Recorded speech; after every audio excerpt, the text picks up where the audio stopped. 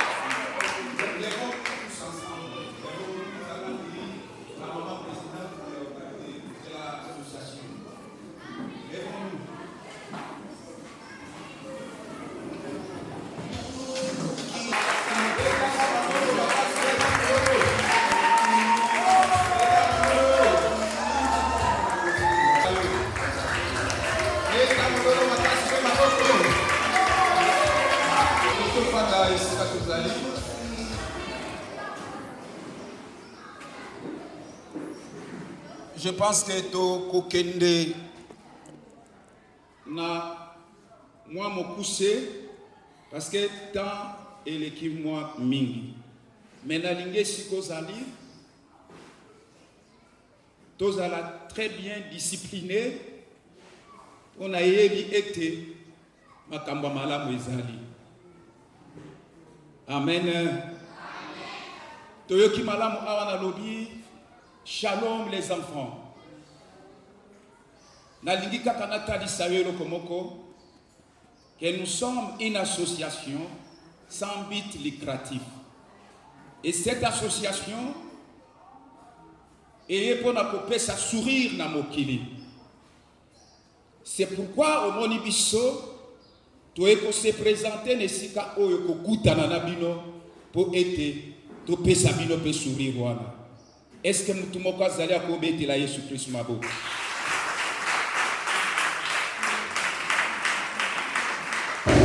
Na lobi te la Jésus Christ maboko tambake. Association oyo ezali association moko oyo ezali chrétienne.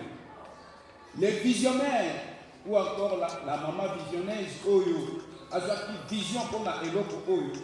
Aza musali Nzambe yangwana esika kozali tokobeta lisusu maboko parce que baza komérite du bonheur.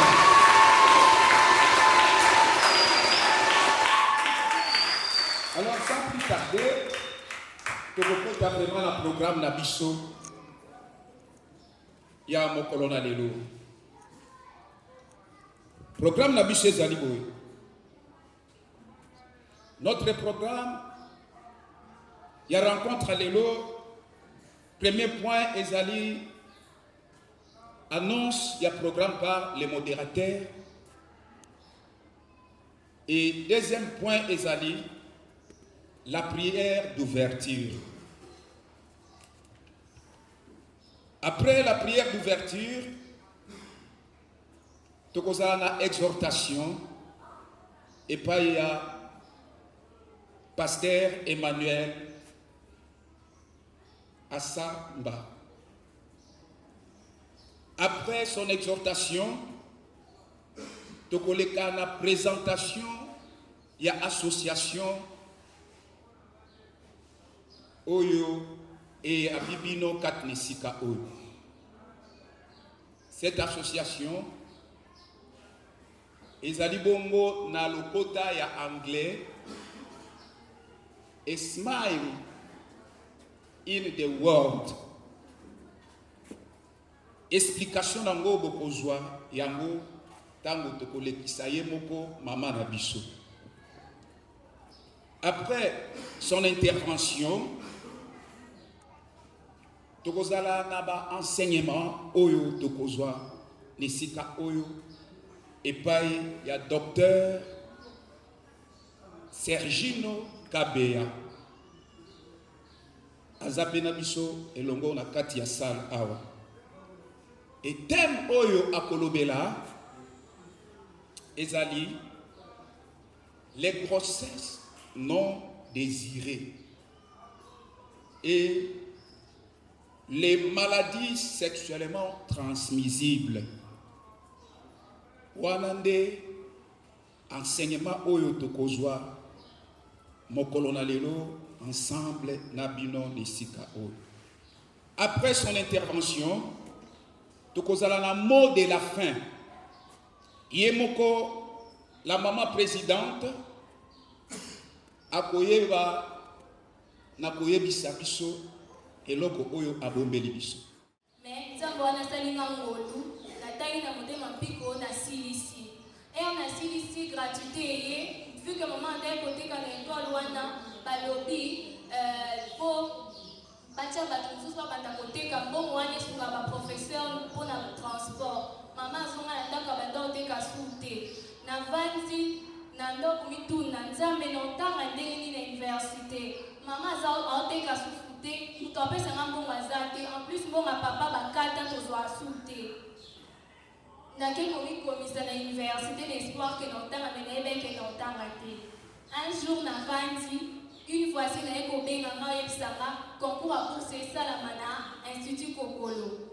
Nabandaki obela na telemi naki osala concours. Natangaka te nafungolaka ye te. Nake nasali concours na ngai na silisi nazongi ndako nazala mpe na telefone te me natiaka numero ya maman. Une semaine après nazalaki te nakendeki kaka église. Nazongi na ndako mama ya binga. Atuninga oyebi nini mwana nga nzambe na biso akosaka te. Na gagné bourse ya telema mwana mapinga. Soki lelo nazolobaki année oyo nakozala na G3 eza parce que nzambe asalaki ngolu à travers telema mwana mapinga lelo naza étudiante na université Révérend Kim na faculté ya sciences économiques et gestion. Naye koyebisa bino susu bandeko na nga bana basoda to perdre espoir te. Toche elike na biso panzambe. Comme madame na biso Christela alobaka kela sinde bomoi. Kela sinde bomoi to lemba kotanga te. Soki nga na négligaki bacours na nga nazwaki kobanda première CO ti na 6e. Poto na kenda osala concours na nga na ta fongolaka kaye te. O nyonso nayebaka natangaka pendant 6 ans. Yango te kenda nasali concours nazwi bourse na nga lelo naza boursière ya telema mwana mapinga. Merci beaucoup.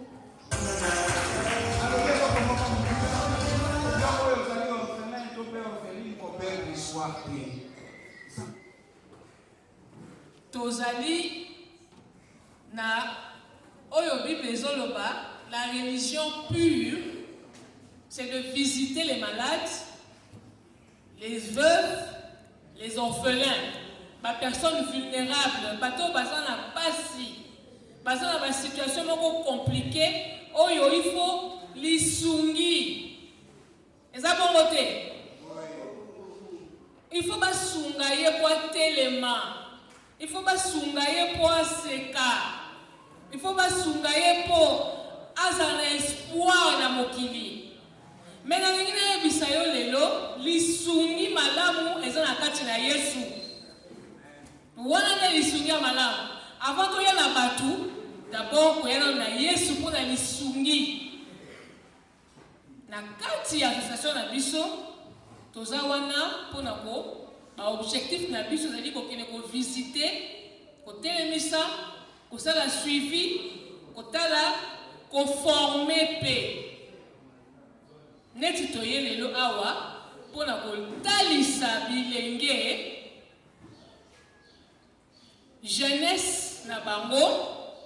Il faut ebombama Pour ceux qui est bombamité, tala eloko oyo ekoki kokomela yo na kati na bolenge na yo. Bongo te. Soki ozokola na kati ya ndako. Ata oza na baboti te, bisika nyonso yo ozokola. Okolanda mibeko ya ndako wana bisika ozokola. Bongo te. Soki balobi na yo ti 20h kopima susu te, alingi bakaba kopima te, osala nini? Okosala nini? Okotosa mibeko. Lolenge moko peta kototambolaka na mokili. Il faut kotosa pona o préserver bomoi na yo. Pour préserver ta vie, il faut marcher dans l'obéissance. Marcher na bokebi, balobaka na lingala ilaka bokebi. Ozokeba tango ozotambola. Nasala nini? Nanyata nini? Nini nanyata te? Toye pamba te. Toye elongo na bino tolia mwa lipa tokabola mwa eloko muki otomemi pona kolakisa bino bolingo na biso epai na bino. Ezamba ya liboso pe ya suka te.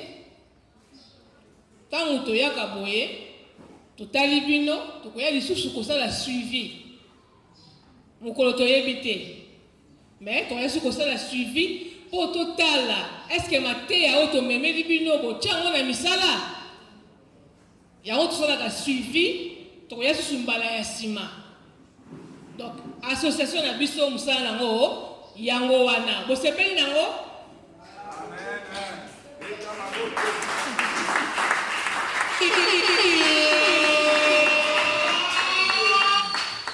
Eloko na ngai naloba kaka na bana ya ba militaire.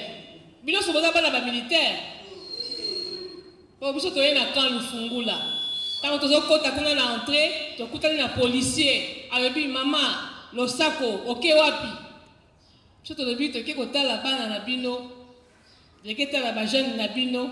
Ah, oyeli biso mwa soso. Tolobi tokutani na ba policier kaka kuna na entrée. Donc toye na camp. Ya ba soda, ya ba militaire. Toye kokutana na bino, kovana na bino, koteya bino, kolakisa bino nzela, pe kolia eloko na bino. Alors, muto ya koya koteya bino, ndenge nini batambolaka na minganga azali, ndenge papa na biso, aspirant pasteur, atei ndenge nini ya kotambola na bonzambe. Sikoyo docteur akoteya bino ndenge nini batambolaka na nzoto. Eza bongo te. Akoya ko expliquer bino yango. Voilà, nazobenga sikoyo docteur Sergino aya ko expliquer bino na minganga ndenge nini batambolaka pona ko éviter certaines situations comme la yo na mokili, parce que vaut mieux prévenir que guérir. Vaut mieux que tu n'as mis kebisa na ngai na moni libulu yango oyo na keba ke na tambola na moni libulu pe na dini na libulu bongo te. Voilà, toujours bien la docteur Sergino.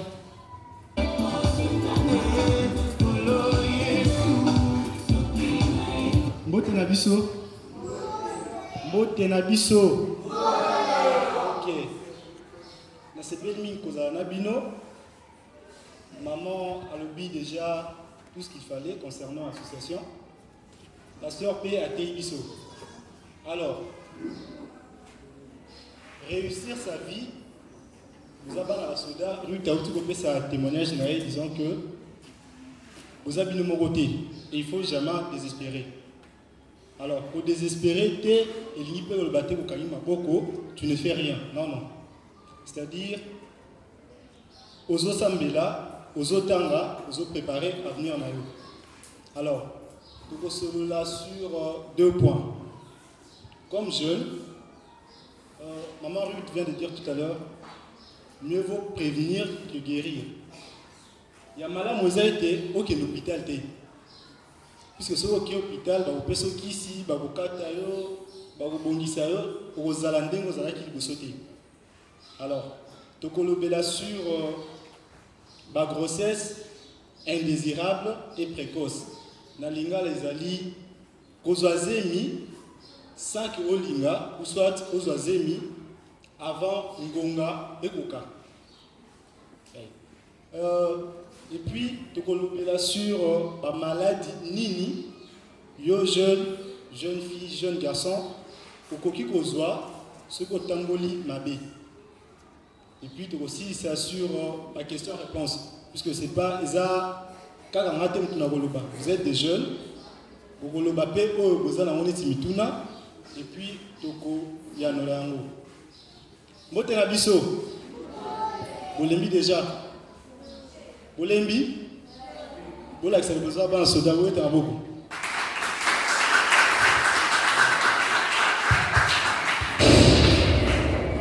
Bon, toko bandana ba grossesse indésirée puis grossesse précoce. Et li kolobani. On a bino il faut bokanga misatu. Nini ezo favoriser kozwa zemi, c'est-à-dire grossesse de manière précoce. Nini yango ezali conséquences ce que vous zemi wana et puis troisièmement nini bokoki kosala pona que bozwa yango te pona bana basi bien sûr. Et puis pona bana mibali eza sur ba maladie sexuellement transmissible. Ba maladie oyo kozwa soki otamboli malamu te. Nini il faut kosala ni les autres favoriser en gros, par conséquence, et puis qu'est-ce qu'il faut comme prise en charge. Alors, premièrement, le facteur de risque, en français, plutôt, les facteurs de risque. Qu'est-ce qui fait que, moi, si, vous avez 12 ans, 13 ans, 15 ans, 18 ans, ou que moi, je suis validé aux oiseaux. Il y a liboso et zali kozanga mateya sur bokolongono bonzoto, excusez. Il y a bon la santé sexuelle, ça veut dire ceux qui va sauter il faut ça à l'âge avant 18 ans, avant le mariage, une fille, moi dans Zambé, comme le pasteur vient de prêcher, a coquille jamais kolanda nibali. Est-ce que tu es au Canada? Banabasi, tu es au Canada? Oui. Ceux qui ont 12 ans, qui ont 15 ans, qui ont 17 ans, 18 ans, ceux qui n'ont pasalité, ils peuvent pasalité. Donc, et là, on sait que aux oiseaux avant, ils ont kolanda mibali. Yami balé, ils allaient kozanga batu o bazali ko encadrer yo. Batu o il faut pas ça yo batoli. Batu wana to kokuta bango wapi? Eza ba parents, ezali ba éducateurs, neti bino boza ba orphelin. Sûrement bozali sous gestion ya mutu moko. Nakosi nani azo surveiller bino. Boza ba encadreur n'est-ce pas? Azate? Azali? Ok. Il faut mon bino appeler Sabino ba conseil sur ndenge nini il faut botambola. Ceux qui azate, ceux qui volent bali pour les filles bien sûr, vous allez bourgeois zémi. Et là comme monsieur Zali, influence ya baninga. L'influence des amis. Moninga salaki boye, ngapena sala. C'est bien, mais je crois à Ruth, après ce témoignage, disant que Oyo Azokoma, Ezali, grâce à Nzambe, mais aussi grâce à mes parents, mais aussi grâce à Yemogopona, à Linga qui fréquenté, Batuto, Baninga Yamabe, T. Et Eza, et l'eau commune, il fallait essayer de bosser là. C'est-à-dire, Moutazo Memaon Yamabe, Azo Pesa Yoba conseil, ou essayer il faut vous en éloigner. Est-ce que tu as Tozo Kana? Bokolo beloko, bayoki, après babaluki, ce n'est pas comme ça que ça marche. Moi, c'est ce que ayoki madame Tolobité à Ozazeli. Mais moi, Mobali, il peut y arriver pire. Moi, je suis à Ozazeli, n'est-ce pas? Mais vous appelez Sida, non? N'est-ce pas? Est-ce que vous tamblana baninga vous Sida parmi vous? Non. Donc, ce que vous devez faire, c'est à la moisse et à la mobali, ceux qui n'ont pas ici acheté, soit ceux qui n'ont aux ana, comment dire, aux balités, il faut qu'on mette bomba. Dans la binini, il faut qu'on mette bomba. D'accord? Alors, on les a mis des facteurs aux autres avec eux. Moi, si azozemi, moi, mbali azo ba maladie et belé. Maintenant, la conséquence n'a pas été pour moi, si on dira ceux qui ont tamboli mabé à Ozazeli, d'accord. Mais ceux qui ont Zuzeli, qu'est-ce qui va arriver par la suite? Nana a 18 ans place dans la basse. Qui a 18 ans à ton bolbo? Il n'y a personne? Ok. Grande sœur, tu as 18 ans. Ceux qui ont Zuzeli, au robot pour la monde. Oui. Déjà, la première conséquence, c'est que moi, si Oyo, Azuzeli, Tongo Makasi, Azan a une capacité à beaucoup la moi, Nana Mbié Moko. Garçon 18 ans, oui, ceux qui ont synthé, beaucoup la moi. Non, mais il faut parler, non? Ogokoka? Est-ce que. D'accord. Bon. Admettons que Ogokoka, est-ce que Ogotani Sae, Ogolé Sae, maladie et tout le reste, ça ne sera pas facile. Ok? Moi, si je suis mitongo, risque quelque chose que les années sur moi, il y a mis balé que yé mon copé à coquille, cause un problème. Comme c'est sa première fois, il faudrait peut-être vous salaire césarienne. Déjà à 18 ans, est-ce que vous savez là non? Vous avez une cicatrice avant l'âge? Non. Mais aussi, au Koma, un so mawa, moi, on a étiqué. Ceux qui sont là, bazo sekawi. Eh, botalae, Natalia José. Botalae kuna, azana moi na tel âge. Azaku tuko kokaro le ça a été. Est-ce que vous savez la baninga ba gagner vivre votre tigara bon? Bande quoi basi? Bokoka? Non. Ce que vous usez, est-ce que vous avez le sous? Est-ce que moi déjà moi c'est dans une maison qui déclasse? Bon mona. Combien de fois? 2 fois. Est-ce que vous avez bien? Ceux qui azala qui n'a pas na yo. Ok, est-ce que yo rolinga ou ça la bon? Donc, Eza il a bien été. Okoki, Koka ta classe, Okoki, Kokoma a un problème, Bazo c'est carré dans la société. Et pire encore, s'il vous plaît, pire encore, aux obébissa à venir nayo ya lobby. Ceux qui, si Bongisi à venir te lobby aux amalamu te.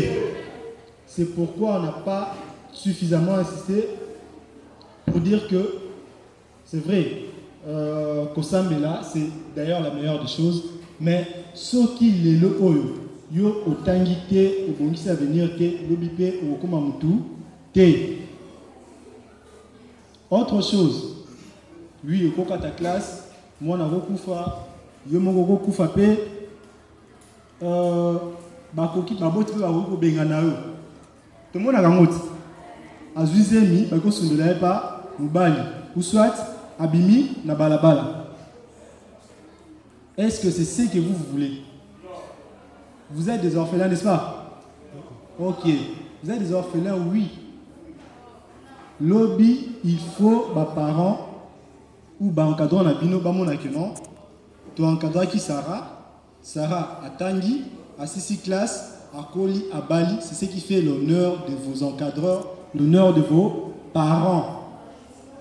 Toujours au Canada. Donc, eza bongo. Vous ne pouvez pas marcher neti bangoulou na zamba, non. Il y a des principes à respecter. C'est-à-dire, nasi sanan o basengi dangai. En tant que jeune, au kokite komitika, non. Muninga na avandi pembeni na osoko zuzi na koseka yo. Nakosi? Voyez. Moi na mobile soko tcheze. Vous avez 18 ans, 19 ans, 20 ans. Est-ce que vous avez ça facilement? Si vous avez oublié quand pardon? Tata za mamaza. Est-ce que vous avez papa na maman ba beaucoup la moi na ba botité facilement? Ok, il y a un côté chantier. Est-ce que Moutounio sont dans makasi à côté chantier? N'est-ce pas? Alors, na cadre wana, il faut vomital.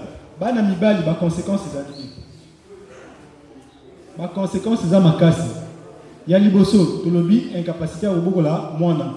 Ceux qui mwana allié bien té. Est-ce que akola bien? Lobi asuka. Na liwa, très bien. Est-ce que yo boti mwana ou boti mutu pona obo misaye? Non, alors soyez conséquents.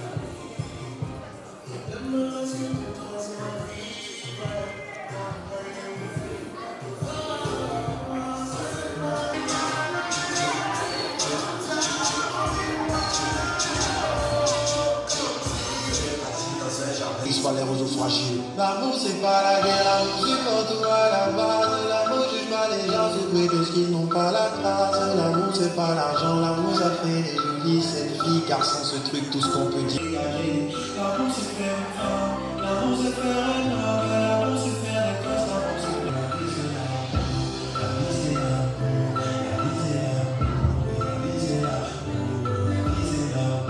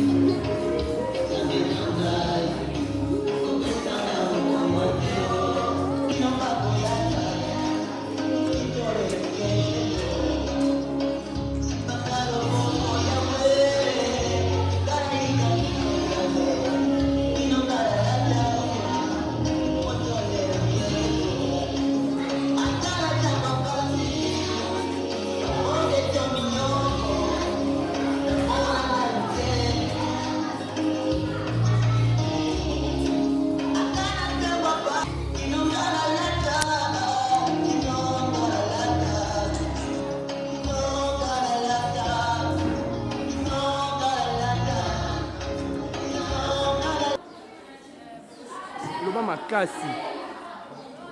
Bonjour, je suis Nialito Kapaïkit, conseillère de Télémaman à Mapinga et en même temps assistante de la fondatrice principale de l'ASPER.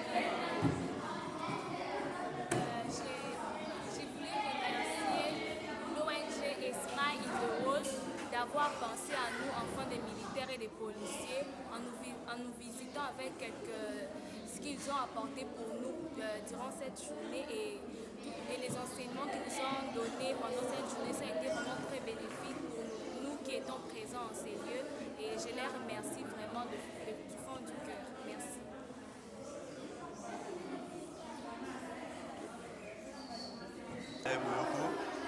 Membre de Télémaman à Mapinga.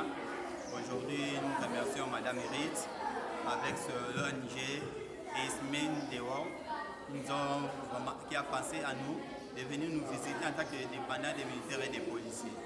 Et nous croyons que ça ne sera pas la dernière fois et elle sera toujours là avec nous en tout moment et en tout lieu. C'est pour ça que nous associons écrit auprès des gens de la bonne volonté, de penser vraiment non seulement à nos parents d'une manière directe, mais aussi à nous, les dépendants des militaires et des policiers. Merci beaucoup.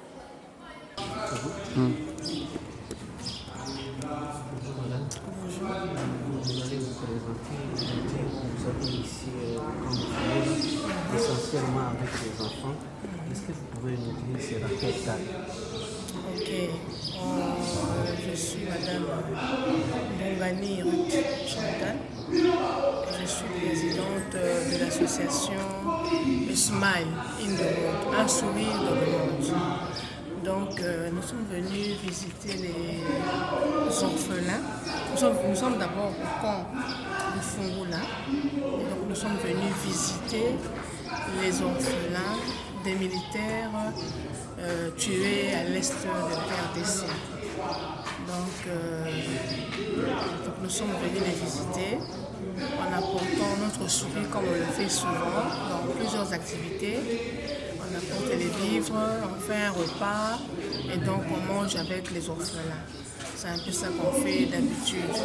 Et donc notre association a comme objectif de visiter les orphelins, les veuves, les prisonniers.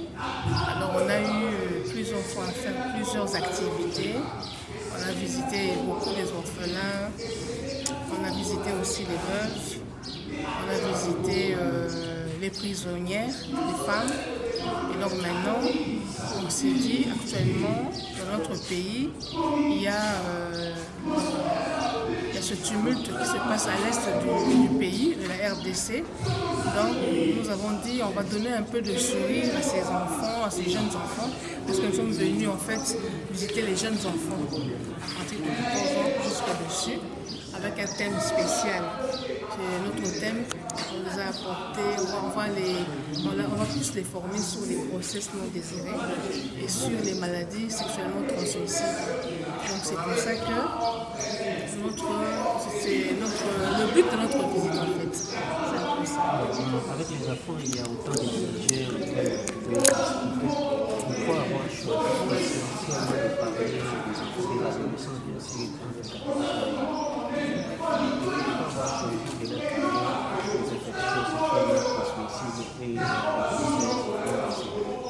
on a choisi ce thème parce que la jeunesse est vraiment plus combattue. La jeunesse. Alors nous avons vu qu'il y a, nous voyons partout dans le monde, c'est pas seulement dans notre pays, mais un peu partout dans le monde, nous rencontrons souvent des jeunes dans la rue, souvent sans parents, sans encadrement. Et donc le manque d'encadrement peut conduire un enfant, un jeune, dans la vie de la rue.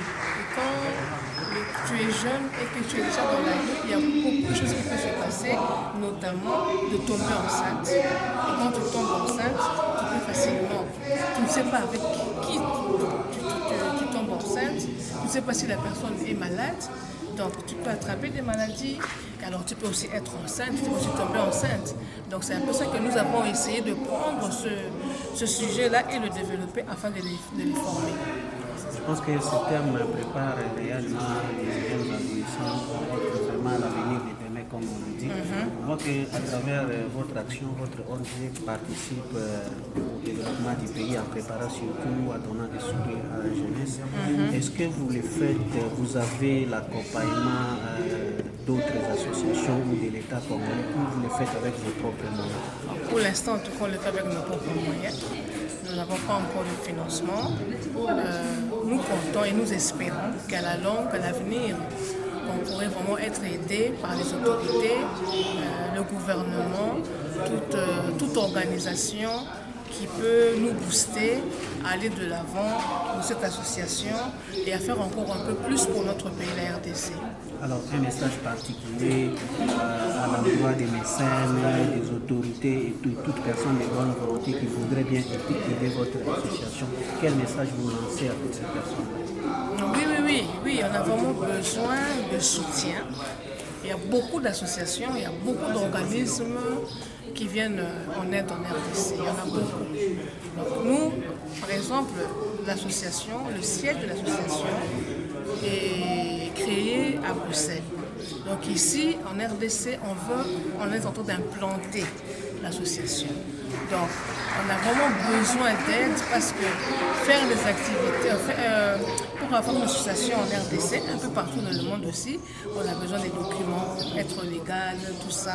Donc ça demande vraiment des ouvertures des portes pour pouvoir d'abord être en ordre.